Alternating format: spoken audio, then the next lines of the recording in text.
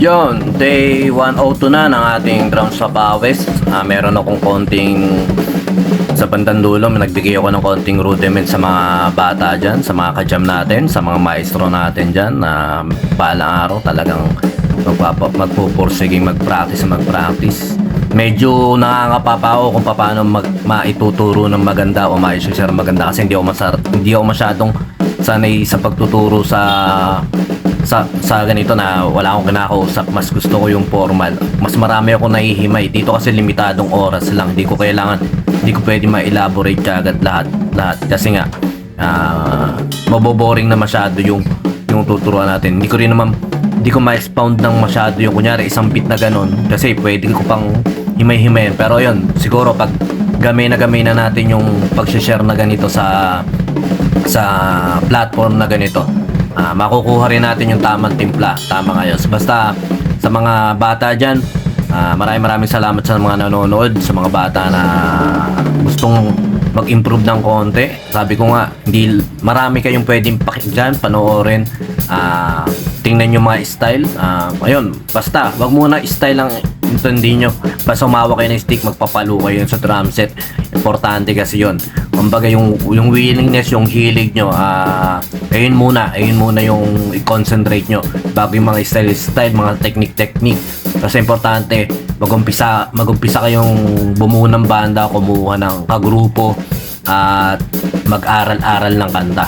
Ayun lang yung pinaka-importante. Tsaka pinaka-importante, para mas matuloy yung interest nyo, kuhanin nyo yung kanta, aralin nyo yung kanta na paborito nyo, yung gustong gusto nyo talaga, doon kayo magsimula.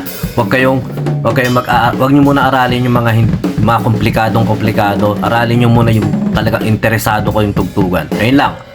Yun, exercises natin, left, right.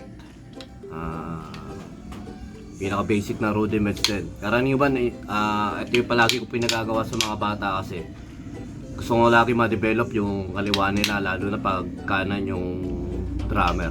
Mas maganda kasi ma-develop yung kaliwa. Basic lang.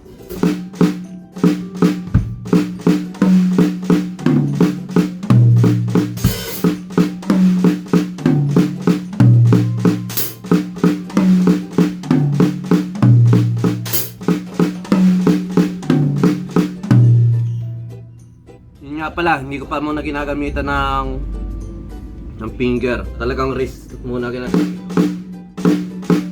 Pati rito, wrist lang.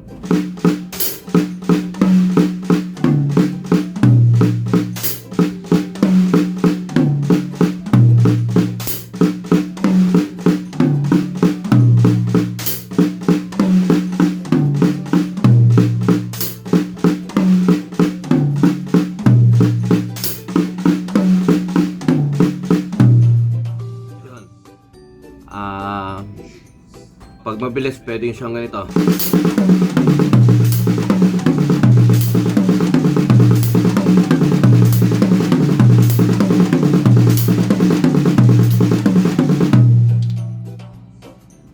Wrist lang yun. Puro ganito lang. Wrist. Hindi ko siya sinasamahan ng finger. Tapos, pwede natin siya lagyan ng bass.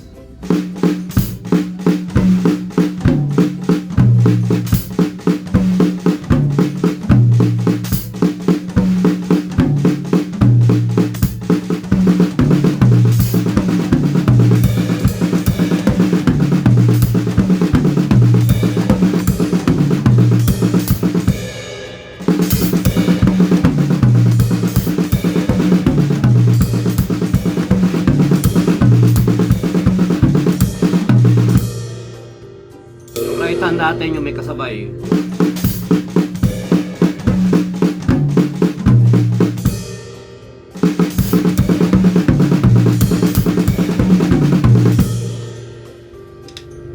Okay. Tapos pwede naman sa right naman tayo.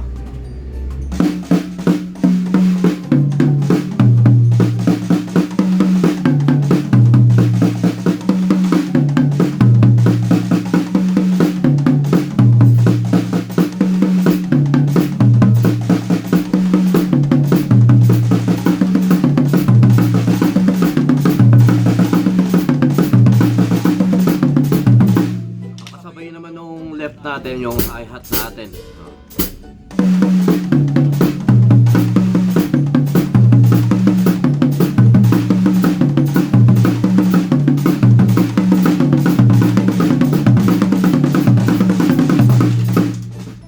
Basta puro wrist lang din yun. Yun, maraming salamat mga boss at talaga mga maestro, mga kajam natin dyan. Tinatry ko kung paano mapapaganda yung pag-share natin ng konting mga rudiments. Ngayon yan, kumuha tayo ng isang angulo. Mape-perfect din naman natin ng konti ito kasi ngayon lang ako nagpa-practice mag-share na ganito pero makukuha rin natin yung tamang timpla. Ayun, salamat!